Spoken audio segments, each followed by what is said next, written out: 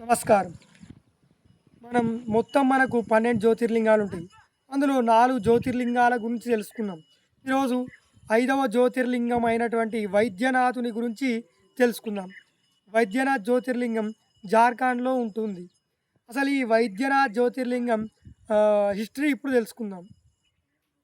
అయితే ఈ వైద్యనాథ్ జ్యోతిర్లింగం, ఈ వైద్యనాథ్ అనే పేరెందుకొచ్చిందంటే పూర్వము లంకాధిపతి రావణుడు, మీకందరికి తెలుసు కదా! రావణుడు, రావణాసురుడు.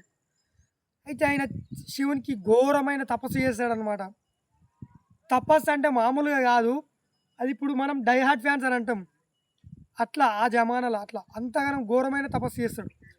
అయితే శివుని ప్రత్యక్షం చేసుకోవాలాయన. శివుని ప్రత్యక్షం చేసుకుంటే ఏం చేస్తాడు? ఘోరమైన తపస్సు చేసినా ఏం చేసినా రాడు. హిమాలయాలలో పోయి చేస్తాడు. ఒక్క కాలు మీద చేస్తాడు. ఒంటి కాలు మీద. ఒంటి కాలు మీద చేసినా కూడా కాదు. నిద్ర ఉండదు. ఫుడ్ ఉండదు. అన్నీ బంద్ చేస్తాడు. అయినా కూడా రాడు. దాని తర్వాత కొంతకాలానికి ఏం చేస్తాడు? రావణునికి మొత్తం 10 తలలుంటాయి. 10 తలలల్ల ఒక తల తీసేసి శివునికి ఇట్లా అంటే ఇట్లా పెట్టేశాడు.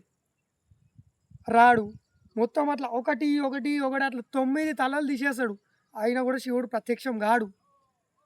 లాస్ట్‌కు 10వ తల కూడా మొత్తం తీసేసుకుందామని పోతాడు. శివుడు ప్రత్యక్షం అయితాడు. శివుడు ప్రత్యక్షం అయ్యి ఆహ్, శివుడు ప్రత్యక్షం కాగానే రావణుడు మొత్తం అన్ని తలలు పోయినా ఆయనకు బాధ ఉండదనమాట. ఇంకా ఆనందమే. ఆయన సంకల్పం ఏంది? శివుడు ప్రత్యక్షం కావాలి. అయ్యిండు. ఆయనకు అదే ఆనందం ఇగ. శివుడు ప్రత్యక్షం అయ్యి ఫస్ట్ ఏం చేస్తాడంటే మొదట పోయిన తలలన్నీ మళ్ళా అతికిస్తాడనమాట. అందువలన వైద్యనాథుడు అనే పేరొచ్చింది ఆయనకు. వైద్యుడు గదా! అతికిచ్చిండు గదా! అందువలన వైద్యనాథుడు అనే పేరొచ్చింది. అయితే ప్రత్యక్షం కాగానే శివుడిని ఏమడుగుతాడంటే రావణుడు, మీరు నాతోటి రావాలి. ఏడికి అంటే లంకకు. లంకకి రావాలంటే శివుడు అంటాడు, అది కాని పని అని నా రూపంలో లింగ రూపంలో నేనే అంటే లింగ రూపంలో ఇస్తా. నేనే ఉన్నట్లు అనలా అని అంటాడు.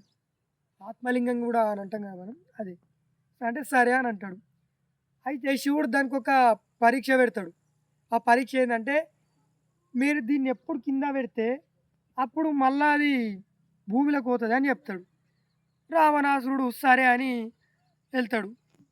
వెళ్తుంటే అయితే అదొక వాళ్ళ లంకకి తీసుకుపోయిండనుకో, ఆయనను చంపడం, ఆయనను వధించడం అసాధ్యం. రావణుడు చాలా శక్తివంతుడు. ఘోరమైన శివుని భక్తుడు. ఇప్పుడు శివతాండవ స్తోత్రం ఉంది. జడ ఆడ వీడల అబ్దల జివాహ ప్రాణతస్థలే. ఇది కూడా ఆయననే రాసిండు. చాలా గొప్ప శివభక్తుడైన. చాలా శక్తివంతుడు కూడా. అయితే ఆయన అది ఒకవేళ లింగము లంకకి తీసుకపోతే ఆయనను చంపడం ఎవరి తరం కాదనేసి బ్రహ్మ, విష్ణువు, దేవతలు వీళ్ళందరూ కూడా ఆలోచిస్తారు. ఆలోచించి ఏం చేస్తారంటే, ఒక బాలుని రూపంలో ఆ వినాయకుడిని పంపిస్తారు. అయితే ఆయన ఏం చేస్తాడంటే ఆహ్, మేకలు, గొర్రెలుంటాయిగా, అవిట్లను మేపనికి మేపుతారుగా మన తాన. అట్లా అవిట్లా కాపరిగా పంపిస్తారు. అయితే వాయుదేవుడు ఏం చేస్తాడంటే ఆహ్, రావణాసురుడు కడుపులో జొర్రుతాడు. ఆయనకు బయటికి పోవాలైన కడుపు బరువైతుంటది. గాల్లో ఎగురుతుంటే ఇబ్బందయితది. అందు గురించి కిందికొస్తాడు. కిందికొస్తాడు. ఇదొక కథ. ఇంకోటేందంటే ఆయన సంధ్యావందనం చేసుకోనికే గూడా కిందికొస్తాడని ఇంకో కథ. అయితే ఆ టైంలో ఆ లింగంని ఇంకెవరికన్నా ఇయ్యాలి గదా! అదే వినాయకునికిస్తాడు. ఫస్ట్ అక్కడిక్కడ చూస్తాడు. ఎవర్రా అని. ఆ బాలుడుంటాడు. బాలునికిచ్చేస్తాడు. ఆ బాలుడే వినాయకుడనమాట. అయితే ఆ బాలుడు ఏమంటాడంటే ఒక పరీక్ష పెడతాడు. ఏం పరీక్ష అంటే అది, నేను కొన్ని అంకెలు లెక్క పెడతా. అంకెలు లెక్క పెట్టేటి లోపల మీరు రావాలి మళ్ళా. రాలేదనుకో కింద పెట్టేస్తా. కింద పెట్టేస్తే భూమిలోకి పోతదది. అయితే రావణాసురుడుకు ఇంకో మార్గం ఉండదనమాట ఇగ. అందువల్ల ఇచ్చేస్తాడు ఆ బాలునికి. సరే నేనొచ్చేంత వరకు ఆగు. అంత అంత లోపల కింద పెట్టకంటే, నేను అంకెలు లెక్క పెడతా. నువ్వు వచ్చినా రాకున్నా అని అంటాడు.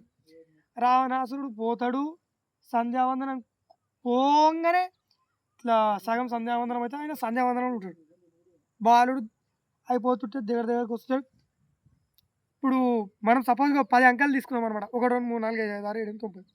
1, 2, 3, 4, 5, 6, 7, 8, 9 అని అంటాడు. 10 ఆయన గింత దూరం ఉన్నాడు 10 పెట్టేసాడనమాట. ఆత్మలింగము మొత్తం భూమిలోకి పోతది. ఇక చాలా బాధపడతాడు. బాలుడిని కొడదామనుకుంటాడు. కానీ ఏం చేయకుండా ఈశ్వరుడాయన. ఈశ్వరుడుంటే ఆయనకు ఒక గౌరవం, భక్తి. అందువలన నమస్కారం చేసుకుంటాడు. ఫస్ట్ తీయాలని ప్రయత్నిస్తాడు. కానీ రాదు. ఆడు ఇప్పుడు గూడా ఒక ప్రదేశంలో ఆ ఈశ్వరునికి ఇట్లా ఆయన పెట్టిన సారీ పాదాలు కాదు, ఏలుముద్రలు. పాదాలను సారీ ఏలుముద్రలు. ఏలుముద్రలు ఇప్పటికి గూడా ఉన్నాయంట హిస్టరీది. మొత్తం పోతది. ఇగ ఆయనెళ్ళిపోతాడు. అందువలన ఈ ఈశ్వరునికి వైద్యనాథుడు అనే పేరొచ్చింది. అయితే ఇది ఒకసారి ఈ గుడి పైన దాడి గూడా జరిగిందంట. దాడి జరిగితే కొంచెం శిథిలావస్థకు గురైంది. దాని తర్వాత దీన్ని ఆ కాలంలోనే మళ్ళా మంచిగ కట్టిర్రు.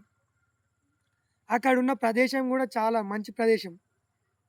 ఎవరికన్నా ఇప్పటికి గూడా అంటే మన మానవులు ఆడికెళ్తారు చాలామంది. ఎందుకంటే ఏదైనా రోగం వచ్చినా, ఏదైనా హెల్త్ ఇష్యూ వచ్చినా ఆయన వైద్యనాథుడు.